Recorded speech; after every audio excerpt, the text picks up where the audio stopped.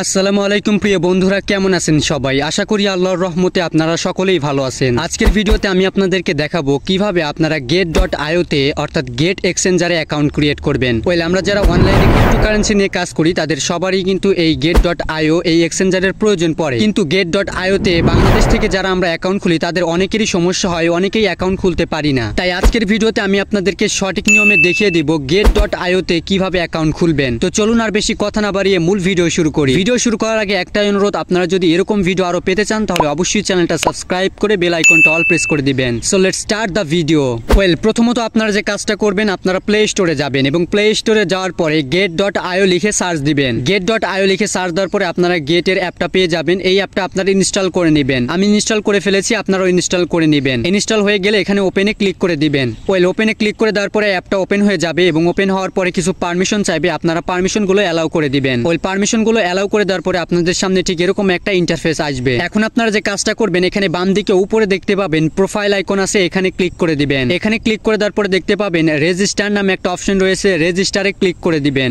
রেজিস্টারে ক্লিক করে দেওয়ার পরে আপনাদের সামনে এরকম একটা ইন্টারফেস আসবে। এখানে দেখতে পাবেন আপনাদেরকে পাসওয়ার্ড এবং ইমেল অ্যাড্রেস দিতে বলবে। তো এখানে আপনারা ইমেইলটা দিয়ে দিবেন এবং পাসওয়ার্ড বক্সে অবশ্যই মিনিমাম 8টা পাসওয়ার্ড দিবেন এবং অবশ্যই পাসওয়ার্ডের মধ্যে নাম্বার, ইউনিক কিছু চিহ্ন, বড় হাতের অক্ষর, ছোট হাতের অক্ষর মিলিয়ে ইউনিক একটা পাসওয়ার্ড দিবেন এবং তারপরে নিচে দেখতে পাবেন রেফারেল আইডি দেখা যাবে, এখানে আপনারা ক্লিক করে দিবেন। এখানে ক্লিক করে দেওয়ার পর দেখতে পাবেন একটা বক্স আসবে। মূলত এখানে আপনাদেরকে একটা রেফার আইডি দিতে হবে। আমি আমার রেফার আইডিটা ভিডিও ডেসক্রিপশন বক্সে দিয়ে দিব, সেখান থেকে আপনারা কালেক্ট করে এখানে দিবেন।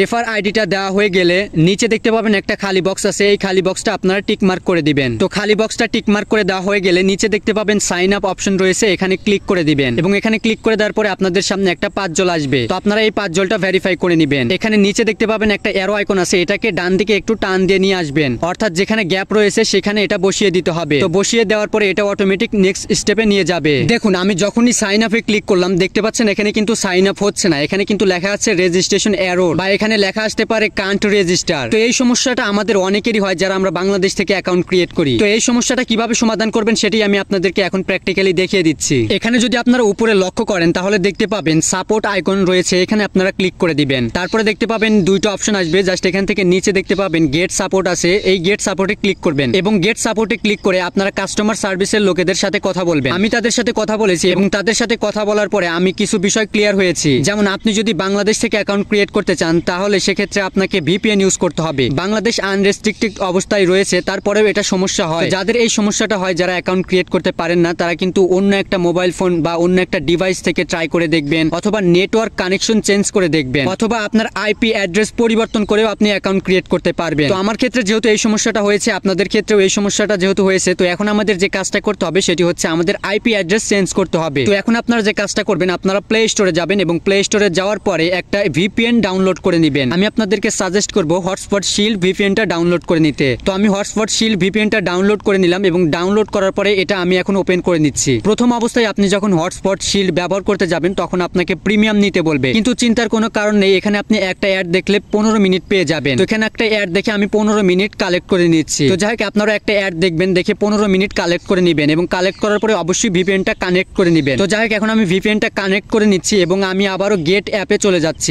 গেট অ্যাপে আসার পরে যখন আমি আবার সাইন আপে ক্লিক করব, দেখুন দেখতে পাচ্ছেন এখানে কিন্তু এখানে অ্যাকাউন্টটা ক্রিয়েট হচ্ছে। দেখতে পাচ্ছেন নেক্সট স্টেপে আমাকে নিয়ে আসলো, অর্থাৎ আমাকে এখানে ইমেইল ভেরিফিকেশন করতে বলতেছে। তো এখন আপনারা যে কাজটা করবেন, আপনাদের ইমেল থেকে কোড নিয়ে এসে এখানে ভেরিফিকেশনটা করে ফেলবেন। এখন চাইলে আপনি কিন্তু আপনার ভিপিএনটা ডিসকানেক্ট করে দিতে পারেন। আমি ভিপিএনটা ডিসকানেক্ট করে দিচ্ছি। তো ভেরিফিকেশন কোডটা দেওয়ার পরে আপনারা নিচে দেখতে পাবেন কনফার্ম অপশন রয়েছে, কনফার্মে ক্লিক করে দিবেন এবং কনফার্মে ক্লিক করে দেওয়ার পরে দেখতে পাবেন আপনাদের সামনে এরকম একটা ইন্টারফেস আসবে। মূলত এখানে আপনার গেট অ্যাকাউন্টটা ভেরিফাই করতে বলবে। আপনি চাইলে কিন্তু এটা পরেও করতে পারেন। এখন আমাদের ভেরিফাই করার কোনো প্রয়োজন নেই, পরে আপনারা ভেরিফিকেশন করতে পারেন। তো যাই হোক, এখান থেকে এই যে বাম দিকে উপরে দেখতে পাবেন ব্যাক আইকন রয়েছে, এখানে ক্লিক করে দিবেন। তারপরে নিচে দেখতে পাবেন দুইটা অপশন আসবে, এখানে দেখতে পাচ্ছেন ভেরিফাই লেটার নামে যে অপশনটা রয়েছে এখানে ক্লিক করে দিবেন। তারপর দেখতে পাবেন আপনাদের সামনে এরকম কিছু অপশন চলে আসবে, জাস্ট এখান থেকে নিচে দেখতে পাবেন স্কিপ অপশন রয়েছে, স্কিপে ক্লিক করে দিবেন। স্কিপে ক্লিক করে দেওয়ার পরে দেখতে পাবেন আপনাদের সামনে একটা পপ আপ আসবে, যেখানে আপনাদেরকে বলবে রিজিয়ন চেঞ্জ হয়েছে। মূলত আমরা ভিপিএন কানেক্ট করেছিলাম এবং কানেক্ট করার পরে আইপি অ্যাড্রেসটা যেখানে গিয়েছিল এবং ডিসকানেক্ট করার পরে আইপি অ্যাড্রেসটা কিন্তু আবার পরিবর্তন হয়ে গিয়েছিল, যার কারণে এখানে রিজিয়ন চেঞ্জ হয়েছে এটা বলেছে। তো অ্যাপটা আমাদেরকে আবার রিস্টার্ট করতে বলতেছে। তো এখন আপনারা এখানে কনফার্মে ক্লিক করে দিবেন। কনফার্মে ক্লিক করে দেওয়ার পরে আপনার অ্যাপটা রিস্টার্ট হয়ে যাবে। তো দেখতে পাচ্ছেন আমাদের get.io এক্সচেঞ্জারে কিন্তু অ্যাকাউন্ট খোলা হয়ে গেল। মূলত এই প্রসেসেই আপনারা যারা অ্যাকাউন্ট খুলতে পারেন না তারা কিন্তু অ্যাকাউন্ট সহজেই খুলে নিতে পারবেন। আশা করি আপনারা সকলেই বুঝতে পেরেছেন কিভাবে get.io এক্সচেঞ্জারে অ্যাকাউন্ট খুলতে হয়। যদি কোথাও কোনো সমস্যা হয় অবশ্যই কমেন্ট করে জানাবেন।